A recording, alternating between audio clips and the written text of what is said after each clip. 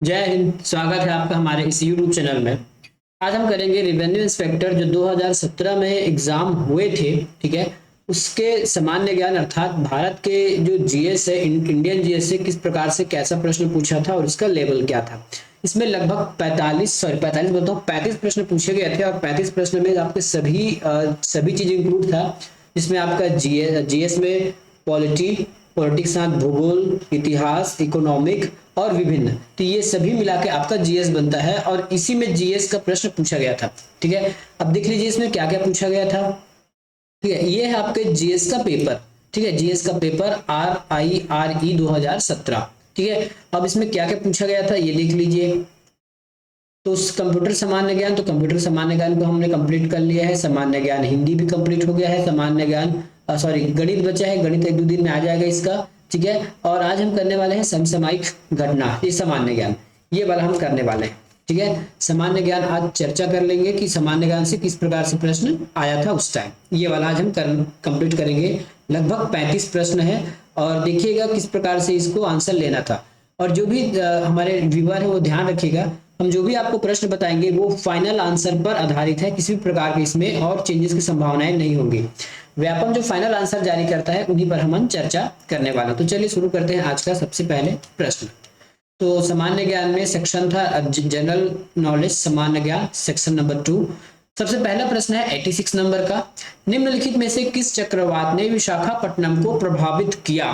ठीक है, निम्नलिखित में से किस चक्रवात ने विशाखापट्टनम को प्रभावित किया। तो इनमें भी ये हो सकता है, ये सामान्य ज्ञान के साथ साथ आपके करंट के भी क्वेश्चन हो सकते हैं।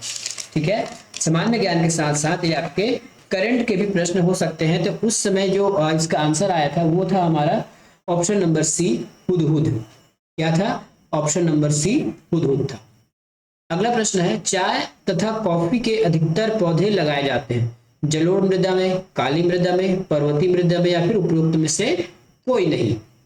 आपको ऐसे तो आप ऐसा ट्रिक मान लीजिए कि लगभग चाय और कॉफी कहाँ उत्पादन किए जाते हैं, तो ये आपके जो पर्वतीय क्षेत्र है यही है ना, जैसे दार्जिलिंग वगैरह हो गया, इस क्षेत्र में ही वो चाय कॉफी आपको देखने को मिलती है। तो इसका मोटा मोटा आंसर आप ये ले लीजिए कि पर्वतीय क्षेत्र में मृदा में हमारा चाय वगैरह मिलता है। अब ऐसा नहीं कि केवल उत्तर भारत में मिलेगा, जहां जहां पर्वत होगा या फिर जहां जहां पर्वतों की ढलान होगी वहां आपको पर्वतीय मृदा मिलेगी और वहां चाय कॉफी का उत्पादन कर सकते हैं। ठीक है, अगला प्रश्न देखिए। अगला प्रश्न क्या है, सूची नंबर 1 को आपके सूची नंबर 2 से मिलाने हैं। सूची नंबर 1 में आपके खनिजों के नाम दिए गए तांबा, सोना, लोहा और कोयला, और उसके उत्पादन स्थल यहाँ पे दिए होंगे। तो हमको पता है लोहा बैलेडिलम में मिलता है इसके हिसाब से। अब ये देख लीजिए सी का 2 होना चाहिए, तो हम इसको बाय ऑप्शन भी सॉल्व कर सकते हैं। कहाँ पे सी का 2 है, तो सी का 2 तो यहाँ पे है ही नहीं, सी का 3 दे दिया, यहाँ सी का 4 दे दिया, यहाँ पे सी का 1 दे दिया है। तो हमारा अल्टीमेट आंसर आ जाता है सी का, सॉरी ऑप्शन नंबर सी। तो ऐसा भी आपको बनाना आना चाहिए, ऑप्शन से मतलब एलिमिनेट करने आना चाहिए। बाकी नहीं भी पता है तो कोई दिक्कत नहीं, आप फिर भी मिला लीजिए। ए का 1 दिया है, मतलब तांबा खेतरी से मिलता है। ठीक है, सोना कहाँ से मिलता है, तो सोना जो मिलता है वो पोलार के खानों से मिलता है, पोलारियम भट्टी की खाने होती है ना, और कोयला मिलता है झीरिया से। तो इस प्रकार से आपको प्रश्न बनाने थे। अगला प्रश्न, हाल ही में नोटबंदी के पश्चात 2000 के नोट पहले कहाँ छपने प्रारंभ हुए। ये प्रश्न आपके 2017 का है और उसी समय एक साल पहले जो 2016 में वो नोटबंदी हुआ था, इसलिए प्रश्न को पूछा गया है। तो 2000 के पहले नोट, मतलब 2000 का जो नोट सबसे पहला छपना शुरू है वो है मैसूर में। अगला प्रश्न, प्रति व्यक्ति आय संबंधित होता है प्रति व्यक्ति सकल घरेलू उत्पाद से, प्रति व्यक्ति राष्ट्रीय आय से, प्रति व्यक्ति विशुद्ध राष्ट्रीय आय से या फिर उपयुक्त में से कोई नहीं। तो 90 का आंसर हो जाएगा प्रति व्यक्ति जो निकलता है वो हमारे विशुद्ध राष्ट्रीय आय से निकलता है। मतलब उसमें जितना भी डेप्रिसिएशन है, साथ में जो विदेशों की इनकम है, वो सब माइनस करने के बाद जो है हमारा राष्ट्र per capita net national income निकाला जाता है। वर्ष 2011 की जनगणना के अनुसार भारत में केरल के बाद किस राज्य की साक्षरता दर सबसे अधिक है। गोवा, कर्नाटक, मिजोरम या फिर त्रिपुरा। तो इसका आंसर है मिजोरम। मिजोरम की जो साक्षरता दर है 2000, मतलब केरल के बाद सबसे ज्यादा है प्रतिशत में मिजोरम। भारत सरकार द्वारा सकल घरेलू उत्पाद की गणना करने के लिए किस वर्ष को आधार वर्ष बनाया गया है? तो ये बनाया गया है 2011-12 को। मतलब 2011-12 में जो प्रोडक्ट के जो अमाउंट होते हैं या फिर जो रेट होते हैं उसी को बेस रेट मानकर हर वर्ष जीपीडीपी निकाल मतलब जी सकल घरेलू उत्पाद निकाला जाता है, जीडीपी निकाला जाता है, जीडीपी सकल घरेलू उत्पाद निकाला जाता है। भारत में कृषि क्षेत्र में न्यून क्षेत्र दर का प्रमुख कारण क्या है? आधुनिक तकनीकों के प्रयोग में कमी, सिंचाई सुविधाओं का अभाव, वर्षा की कमी, खाद के उपयोग में कमी। ठीक है, तो इस प्रश्न को बड़ा सोच से लगाइएगा, ये बहुत कंफ्यूजन वाला प्रश्न है। इसका आंसर लिया गया है सिंचाई सुविधाओं में कमी होने की वजह से कृषि क्षेत्र में वृद्धि जो है वो बहुत कम है। भारत में कौन सी संस्था समाप्त कर दी गई है? तो वित्त आयोग, योजना आयोग, भारतीय खाद्य निगम या फिर उपयुक्त में से कोई नहीं। तो आपको पता है नीति आयोग का गठन किया गया है। ठीक है, किसके बदले में? योजना आयोग के बदले में। योजना आयोग हर 5 साल के लिए योजना बनाता था, उस आयोग को बंद करके नीति आयोग बनाया गया है। अब ये नीति आयोग क्या कर रहा है किसी को कुछ पता नहीं है। पहले योजना आयोग पूरा 5 साल के लिए डेटा देता था, काम देता था। अब ये नीति आयोग क्या कर रहा है क्या नहीं कुछ पता नहीं फिर। वर्तमान में भारतीय मुद्रा के किस नोट का प्रचलन बंद हो गया है? 100 का नोट हम देखने को मिलता है, हमको 500 का भी देखने को मिलता है, 2000 का भी हमको देखने को मिलता है, बस 1000 का नोट हमको देखने को नहीं मिलता है। तो इसका आंसर हो जाएगा 1000। भारत में कौन सी योजना 8 अप्रैल 2015 को प्रारंभ की गई थी? प्रधानमंत्री सुरक्षा बीमा योजना, प्रधानमंत्री जीवन ज्योति बीमा योजना या फिर अटल पेंशन योजना या फिर प्रधानमंत्री मुद्रा योजना? इसका आंसर है प्रधानमंत्री मुद्रा योजना। 8 अप्रैल 2015 को स्टार्ट किया गया था।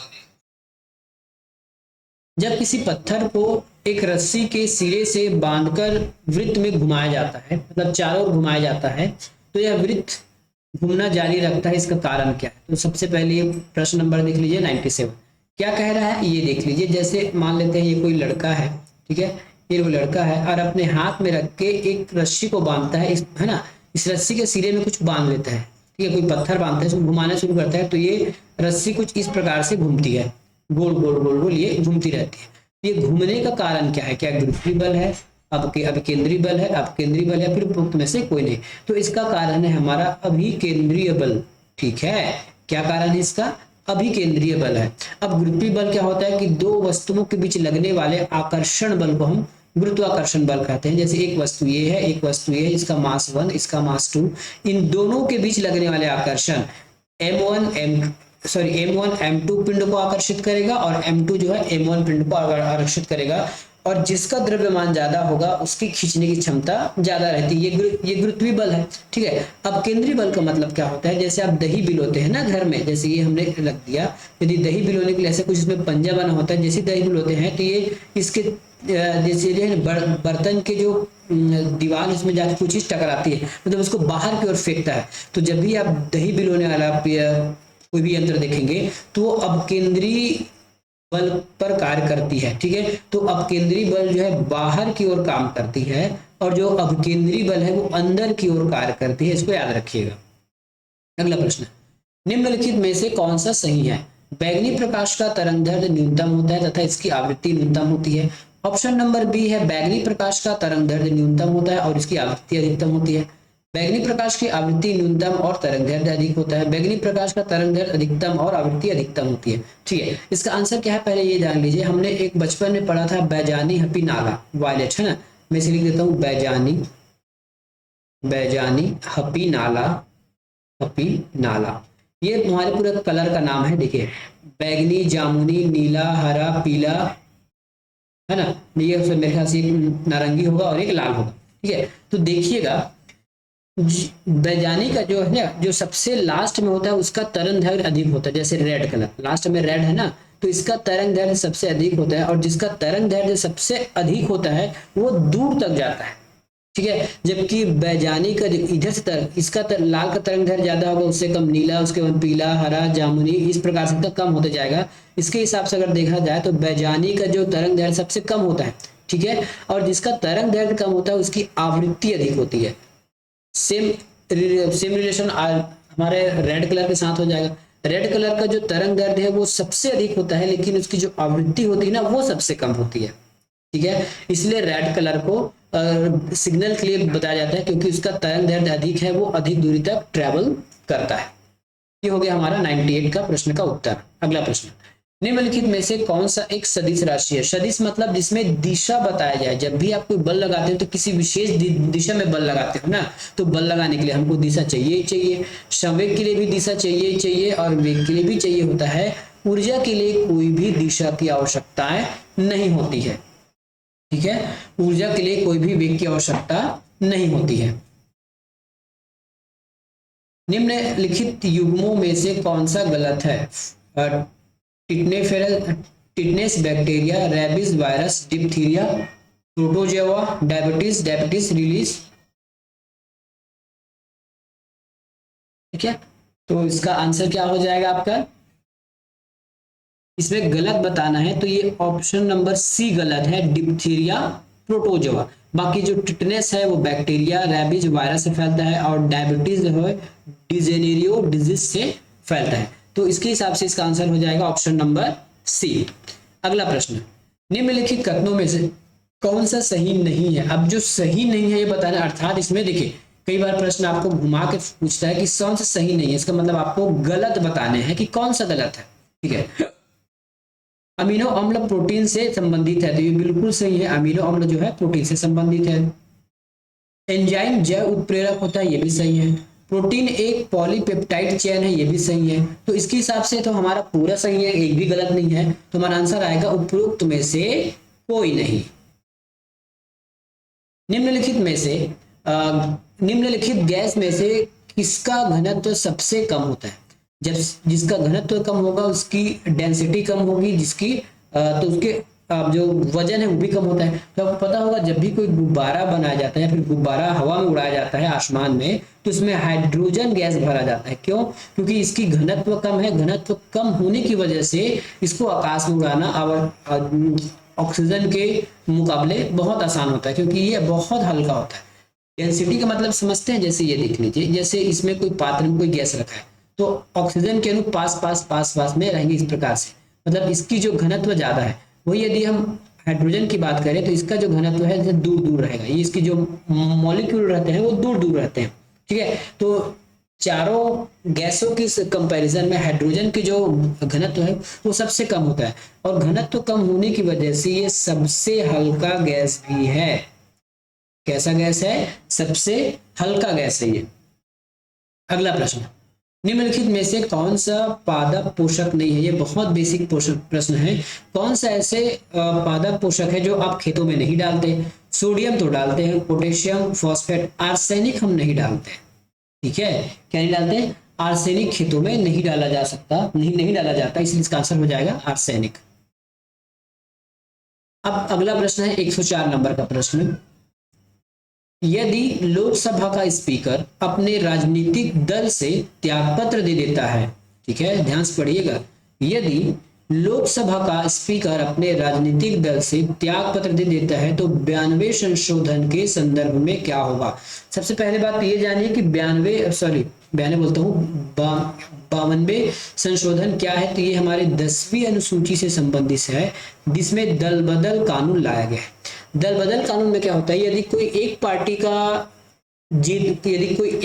का एमपी है, लोकसभा सदस्य है ना, मंत्री है या फिर संसद है, अपने जिस पार्टी के बलबूते वो जीता है, यदि उसी पार्टी से अगर वो त्यागपत्र दे दे, तब की स्थिति में उसकी जो लोकसभा की जो सदस्यता होती है वो रद्द हो जाती है, ठीक है। ये कहता है हमारा 52 संविधान संशोधन, और जो दल बदल कानून लाया गया है वो। लेकिन यदि देख लीजिए, ये जो लोकसभा का जो स्पीकर है, ठीक है, वो भी तो किसी न किसी एक राजनीतिक दल से संबंधित होगा, लेकिन वो भी अगर त्यागपत्र दे देता है तो उसके लिए ये नियम लागू नहीं होता, ठीक है। कोई यदि स्पीकर या कोई अध्यक्ष, याद रखिएगा, स्पीकर या कोई अध्यक्ष यदि अपने किसी राजनीतिक दल से त्यागपत्र दे देता है तब उसकी सदस्यता अयोग्य खत्म नहीं होती, वो अयोग्य घोषित नहीं होता, उसके लिए छूट है।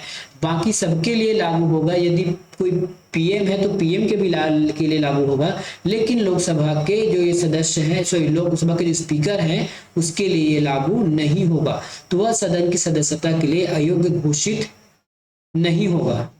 ठीक है, इसका आंसर क्या हो जाएगा? ऑप्शन नंबर 4 सी। ठीक है, तो सदन की उसकी सदस्यता बनी रहेगी, उसको अयोग्य घोषित नहीं किया जाएगा, इसका आंसर ये हो जाएगा। लेकिन इसी टर्म में यदि कोई दूसरा संसद ऐसा कोई कर दे, एक दल से दूसरे दल में, या फिर कोई भी जो निर्दलीय प्रत्याशी है, निर्दलीय जीता है और किसी पार्टी भी ज्वाइन कर लेता है, तब की स्थिति में भी उसकी सदस्यता खत्म हो जाती है। ये ठीक है, याद रखिएगा इसको। अगला प्रश्न है, संचित निधि पर भारित व्यय के संबंध में क्या सही है? ठीक है, संचित निधि के संबंध में क्या सही है? तो यह मंत्रिमंडल द्वारा तैयार किया जाता है, तो ये बिल्कुल सही है। ठीक है, यह लोकसभा के मतदान में प्रस्तुत किया जाता है, ठीक है, ये नहीं है। इसका ये सही होगा, यह लोकसभा में बहस के लिए प्रस्तुत किया जाता है। अगला कौन सा हो जाएगा? इसमें राष्ट्रपति का वेतन शामिल होता है, ये भी सही है। और लास्ट ये सही है कि इसमें लोकसभा के स्पीकर का भी वेतन शामिल होता है। इसके हिसाब से हो जाएगा 1 3 4 6। 1 3 4 6 कहां पे? हमारे ऑप्शन नंबर डी में है। अगला प्रश्न, लोकसभा का चुनाव लड़ने वाले अभ्यर्थी की अयोग्यता कौन निश्चित करता है? राष्ट्रपति? बिल्कुल नहीं। राष्ट्रपति निर्वाचन आयोग की सम्मति से? ये बिल्कुल नहीं। न्यायपालिका तय करती है कि कौन निर्वाचन लड़ने योग्य है या नहीं है। 107 नंबर का प्रश्न है, संविधान के अनुच्छेद 19 के संदर्भ में निम्नलिखित में से सही क्या है? वाक है ना, आपको पता है ना 19 जो हमारे सबको स्वतंत्रता का अधिकार देता है, उसमें क्या सही? तो सबसे पहले इसको ऐसे याद रखिएगा। ठीक है, सबसे पहले लोगों को बोलने का अधिकार है। ठीक है, सबसे पहले ये जानने का, लोगों को बोलने का अधिकार है। यदि लोग बोलना सीखेंगे तो सभा करेंगे। ठीक है, यदि लोग बोलना सीखेंगे तो सभा करेंगे। पहला हो गया, पहले बोलेंगे फिर सभा करेंगे, और जैसी एक साथ मिलकर सभा करेंगे तो संघ बनाएंगे। ठीक है, सबसे पहले वो लोग बोलने का अधिकार होगा। ठीक है, यदि बोलना सीख गए तो वो लोग मिलना शुरू करेंगे, सभा करेंगे, और जैसे ही सभा करेंगे तो अपना संघ बनाएंगे। ठीक है, सभा करेंगे तो संघ बनाएंगे, और जैसे ही संघ बना लिए तो वो लोग फिर घूमने के लिए जाएंगे। सीधी सी होता है, यदि कोई 4 लोग मिल गए तो फिर वो लोग घूमने के लिए भी जा सकते हैं।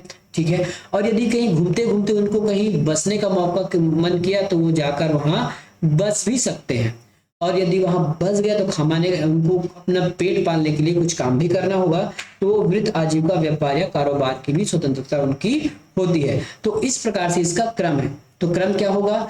व्यक्ति और अभिव्यक्ति की स्वतंत्रता, ठीक है, सभा करने की स्वतंत्रता, संघ बनाने की स्वतंत्रता, भ्रमण करने की स्वतंत्रता, और निवास और बसने की स्वतंत्रता, और लास्ट में व्यापार या फिर कारोबार करने की स्वतंत्रता।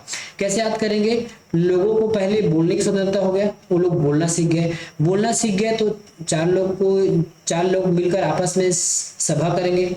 ठीक है, अगर सभा कर लिए तो आवश्यकता पड़ने पर वो लोग अपना संघ बनाएंगे। संघ बना लिए तो फिर कहीं घूमने जाएंगे, घूमने गए और कहीं बस गए, कहीं घूमने गए और अच्छा लगा तो बस गए, और जहां बस गए तो फिर वो लोग अपना काम धाम करेंगे क्योंकि उनको जीवन भी जीना है। तो इसका क्रम होगा। तो क्रम के हिसाब से इसका आंसर क्या हो जाएगा? Option number B, 1 4 5 3 6। चलिए, ऑप्शन नंबर बी हमारा सही उत्तर हो जाएगा। अगला प्रश्न, संविधान की प्रस्तावना में लिखे गए निम्नलिखित शब्दों को क्रम से जमाना। ये प्रश्न आपको कई बार पूछा गया है। ठीक है, एक बार नहीं कई बार पूछा गया है संविधान की इस प्रस्तावना से। तो आप इसको, जैसी प्रस्तावना है ना, ज्यादा नहीं 5-6 लाइन का प्रस्तावना, इसको याद करके जाइएगा, न जाने इससे कितने बार प्रश्न आपको पूछा गया। तो इसका सही उत्तर हो जाएगा डी। क्या हो जाएगा? न्याय, स्वतंत्रता, समानता और भातृत्व। ये इसका सही क्रम है ना, ज्यादा नहीं है, 4 या 5 लाइन का है। इसको आप अच्छे से याद कर लीजिएगा, आपका 1 नंबर फिक्स है। कभी ना कभी ये प्रश्न आपको हमेशा पूछने को मिलेगा ही मिलेगा। भारत के उपराष्ट्रपति के निर्वाचन के संदर्भ में इनमें से कौन सा सुमेलित नहीं है? ठीक है, भारत के उपराष्ट्रपति के निर्वाचन के संदर्भ में इनमें से कौन सम्मिलित नहीं है? तो इसका आंसर लिया गया है आर वेंकट रमन। ठीक है, doctor S Radhakrishna, S D Sharma और हिदायतुल्लाह, इनमें से कहीं ना कहीं इन तीनों में समानता है, बस अलग है हमारे आर वेंकट रमन। और जहां तक इन्होंने अपना त्याग पत्र दिया था, पहले उपराष्ट्रपति थे, राष्ट्रपति का चुनाव लड़ने के लिए ये त्याग पत्र दिए थे, लेकिन उपराष्ट्रपति रहते हुए भी ये राष्ट्रपति का चुनाव लड़ सकते थे, लेकिन है ना, लेकिन शायद ये अपना क्या किए थे, इनको त्याग पत्र देकर राष्ट्रपति का चुनाव लड़े थे। अगला प्रश्न है, संविधान के अनुच्छेद 368 को संशोधित करने के लिए एक विधेयक लोकसभा में विचाराधीन है। मतदान के समय 271 सदस्य उपस्थित होते हैं और सर्वसम्मति से विधेयक पारित कर दिया जाता है। अब विधेयक का क्या होगा? विधेयक पारित हो जाएगा, विधेयक पारित घोषित नहीं होगा, स्पीकर के हस्ताक्षर के बाद विधेयक पारित होगा, तो ये तो गलत बात है, वो तो हमेशा राष्ट्रपति के हस्ताक्षर के बाद होता है, ये तो हमने ही पकड़ लिया। विधेयक राज्यसभा में भेज दिया जाएगा। अब देखिए, जब भी ऐसे कोई बात आती है ना संशोधन के लिए, तो इसमें लिखा गया है कि इसके बहुमत, ठीक है, साथ में उपस्थित तथा मतदान देने वाले के 2/3 से पास होना चाहिए, जबकि इस सेंटेंस में 2/3 शब्द कहीं भी नहीं लिखा गया है, केवल सर्वसम्मति लिख दिया गया है। सर्वसम्मति नहीं होगा, 2/3 से पास होना चाहिए। इसका मतलब ये इसका मतलब ये हो जाएगा कि लोकसभा से घोषित नहीं, विधेयक को घोषित नहीं किया जाएगा, मतलब इसको पारित घोषित नहीं किया जाएगा। क्यों? क्योंकि 2/3 से पास इसको नहीं किया गया है। अगला प्रश्न नंबर 111, निम्नलिखित में से कौन सा वैदिक विज्ञान वर्तमान समय में काफी प्रशंसनीय है और पुनर्जीवित किया गया है? चिकित्सा, गणित, खगोल विज्ञान या फिर भौतिकी? इसका आंसर हो जाएगा गणित। आप हमेशा सुनते हैं ना वैदिक गणित, वैदिक गणित, तो ये यही है वैदिक गणित। ठीक है, आप हमेशा सुनते आए हैं ना वैदिक गणित, ये वही वैदिक गणित है जिसको पुनर्जीवित किया गया है। मौर्य काल में निम्नलिखित में से कौन सा शिक्षा का सबसे प्रसिद्ध केंद्र था? जब भी आप मौर्य काल पढ़ोगे तो आपको तक्षशिला के बारे में सबसे ज्यादा सुनने को मिलेगा। वहीं से ये जो मौर्य था ना, चंद्रगुप्त मौर्य, वहीं पढ़ता था ये चंद्रगुप्त मौर्य। निम्नलिखित में से दिल्ली के किस सुल्तान के समय दक्षिण भारत को विजय किया गया था? तो वो थे हमारे अलाउद्दीन खिलजी। अलाउद्दीन खिलजी के द्वारा ही दक्षिण भारत को जीता गया था। बलबन नहीं है, जलालुद्दीन नहीं है और गियासुद्दीन तुगलक नहीं है। इसमें ये आंसर आएगा। और इसको आंसर एक बार और लिया गया था छत्तीसगढ़ में कि किसके शासनकाल में छत्तीसगढ़ में आक्रमण हुआ। तो याद रखिएगा, जब दक्षिण भारत में आक्रमण हुआ था तो उस समय छत्तीसगढ़ में भी आक्रमण हुआ था उस रास्ते में पड़ने की वजह से। तो अलाउद्दीन खिलजी उस समय आंसर ले लिया गया था व्यापम ने भी। निम्न में से किस गवर्नर जनरल ने हड़प के सिद्धांत का नीति प्रारंभ किया था? प्रश्न number 114, Who among the following governor general introduced the policy of doctrines of lapse? तो ये हड़प की नीति कौन थी? हड़प का सिद्धांत दिया था लॉर्ड डलहौजी ने। अब हड़प का मतलब क्या होता है आपको समझ में आता है? कई राज्य ऐसे हैं जिसको अंग्रेजों ने ही बनाया था, ठीक है, भले ही उसने कोई समझौता किया हो, झूठ किया हो या फिर उसको हड़पा हो, है ना। तो कुछ राज्य ऐसे थे जिसको अंग्रेजों ने किसी को वहां अपना राजा बनाया था या फिर अपने संधि के अनुसार उनको राज करने दिया था। तो जब ये लॉर्ड डलहौजी आया तब कहा कि यदि उसके वंशज में कोई भी उत्तराधिकार नहीं होता है तब उसको हम हड़प लेंगे। ये देखिए, सभी राज्यों को नहीं हड़पा जाता था, उसका भी एक नियम था। जिस वैसे राज्य या फिर वैसे स्टेट जिसको अंग्रेजों के द्वारा या फिर अंग्रेजों ने इसको बनाया था या फिर अंग्रेजों ने उन्हें कहीं ना कहीं उसमें अपना शासन बैठाया था, जैसे छत्तीसगढ़ में रघुजी तृतीय, जिसको मैं हमेशा आर्थी के नाम से बताता हूँ, रघुजी तृतीय को एक संधि के अनुसार छत्तीसगढ़ सौंपा गया था। ठीक है, जब इसका कोई उत्तराधिकार नहीं हुआ तो छत्तीसगढ़ में जो रघुजी तृतीय के जितने भी स्टेट थे, जितने भी उसके क्षेत्र आते थे, उसको सबको हड़प लिया गया था। उसके हिसाब से छत्तीसगढ़ भी उसके हाथ से चला गया था मराठाओं के। अब समझ आया कि हड़प का सिद्धांत क्या होता है। भारतीय राष्ट्रीय कांग्रेस के निम्नलिखित में से किस अधिवेशन में 1907 में प्रथम फूट पड़ी? तो ये था हमारे सूरत अधिवेशन। कौन सा अधिवेशन? सूरत अधिवेशन में। निम्नलिखित में से किस योजना द्वारा 1947 में भारत का विभाजन हुआ? यंग योजना बिल्कुल नहीं, वेवेल बिल्कुल नहीं, माउंट बिल्कुल नहीं। माउंट गोमरी एक जिला है, याद रखिएगा, माउंट गोमरी एक जिला है ना, माउंट गोमरी एक जिला है। माउंट बेटन योजना के तहत ही 1947 में भारत का विभाजन हुआ था। माउंट गोमरी जिला मेरे ख्याल से पाकिस्तान में है। निम्नलिखित में से किस तिथि को भारत गणराज्य बना? गणराज्य का मतलब होता है कि हमारा जो संविधान है वो कब लागू हुआ, तो 26 जनवरी 1950 को हमारा संविधान लागू हुआ। अगला प्रश्न,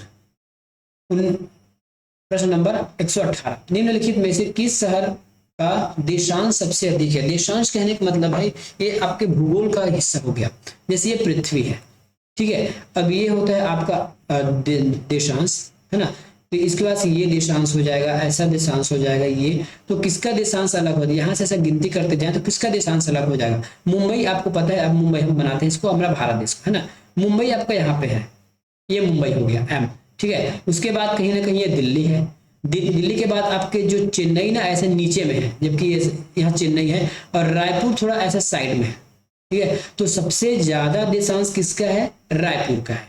बाकी कंपेयर करें तो दिल्ली, मुंबई तो बहुत कम है, ये तो छोर पे है, ठीक है, दिल्ली बीच में है और चेन्नई ये भी। तो यदि ऑप्शन के हिसाब से चले तो रायपुर का जो देशांश है मुंबई, दिल्ली और चेन्नई की अपेक्षा सबसे अधिक है।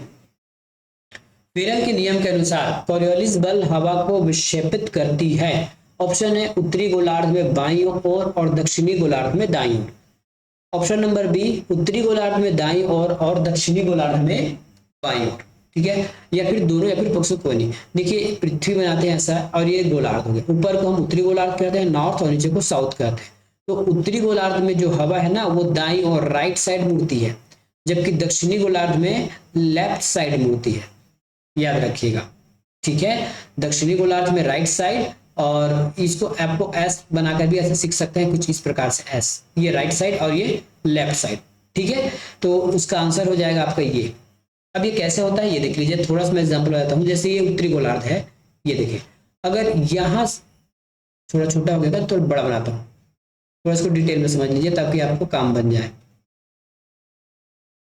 जैसे मैंने बड़ा सा पृथ्वी बनाया और यहाँ गोलार्ध बना लिया, यहाँ दो बार हवाएं निकलती है ना, मान लेते हैं एक हवा यहाँ नीचे की ओर बह रही है, यदि नीचे की ओर बह रही तो अपने राइट साइड मुड़ेगी। अब उसका राइट किधर होगा? राइट कुछ इस प्रकार से होगा। और ये यदि कुछ हवा ऊपर की ओर बहना शुरू हो रही है तो अब ये भी अपना राइट ओर उड़ेगी, तो इसका राइट इस साइड होगा, ऐसे को बोलते हैं, ठीक है। तो उत्तरी गोलार्ध में राइट साइड और दक्षिणी गोलार्ध में लेफ्ट साइड, चाहे वो देखिए वो जिस दिशा में मुड़ेगी, चाहे ऊपर मुड़े या सॉरी ऊपर बहे या नीचे बहे, लेकिन यदि वो उत्तरी गोलार्ध में है तो राइट साइड और दक्षिणी गोलार्ध में है तो लेफ्ट साइड। सतपुड़ा तथा विंध्य के मध्य कौन सी नदी बहती है? सबको पता है, नर्मदा नदी। तो इस प्रकार से आज हमने 35 प्रश्न किए हैं, ठीक है। इस 35 प्रश्न में से आपका कितना बना कितना नहीं बना इसको आप अच्छे से बताइएगा। और यदि आपको किस प्रकार से वीडियो चाहिए, यही वीडियो चाहिए कि जो डिटेल वीडियो है वो अच्छी है, जिसको कमेंट करके बताइएगा।